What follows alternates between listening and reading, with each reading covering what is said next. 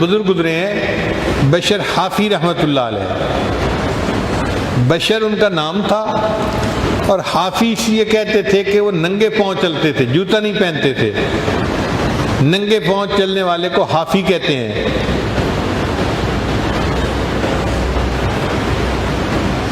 قرآن مجید میں بھی یہ لفظ ہے حافین من حول العرش، کہ فرشتے جو ہیں وہ ننگے پاؤں اللہ کے عرش کا طواف کرتے ہیں۔ یہ بشر حافی شرابی تھے، غفلت کی زندگی تھی۔ اللہ کی شان دیکھیں، ایک دن نیم بے ہوشی کی عالم میں چلے ہوئے جا رہے تھے کہ انہوں نے زمین کے اوپر ایک کاغذ پڑا ہوا دیکھا، اٹھا کے دیکھا تو اس کے اوپر اللہ کا نام لکھا ہوا تھا۔ تو عجیب لگا کہ میرے اللہ کا نام اور زمین پر پڑا ہوا ہے۔ انہوں نے اس کاغذ کو صاف کیا اور ایک دیوار میں اونچی جگہ تھی وہاں پر اس کو اوپر رکھ دیا۔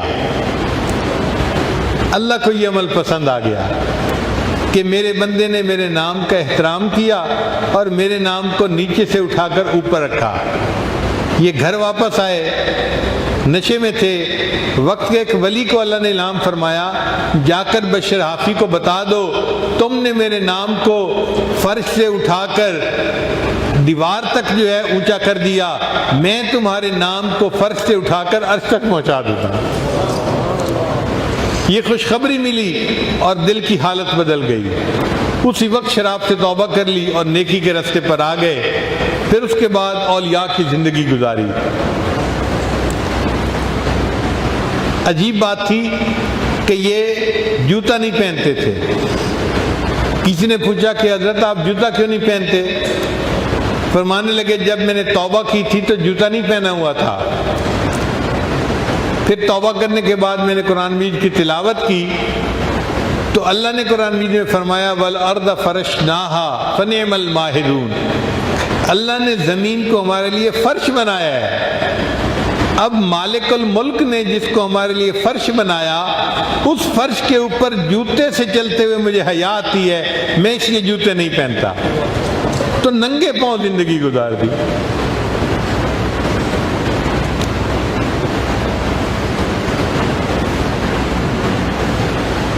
اس شہر میں ایک آدمی تھا جس کے پاس گدھا گاڑی تھی۔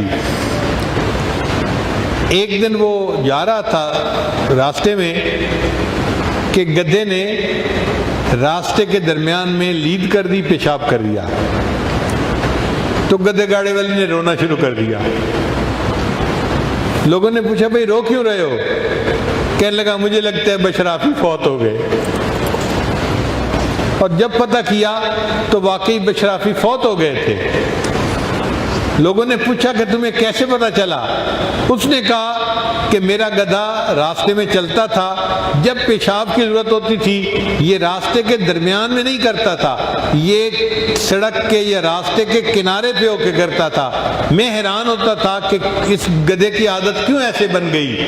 تو میرے ذہن میں خیال آیا اللہ کا ایک بندہ ننگے پاؤں راستے میں چلتا ہے، اللہ اس کو پسند نہیں کرتے، جانور راستے میں گندگی پھیلائیں، اللہ نے جانوروں کے دل میں ڈال دی تم راستے کے کنارے پہ گندگی کیا کرو، میرے بندے کے پاؤں گندگی میں ملوث نہ ہو جائیں۔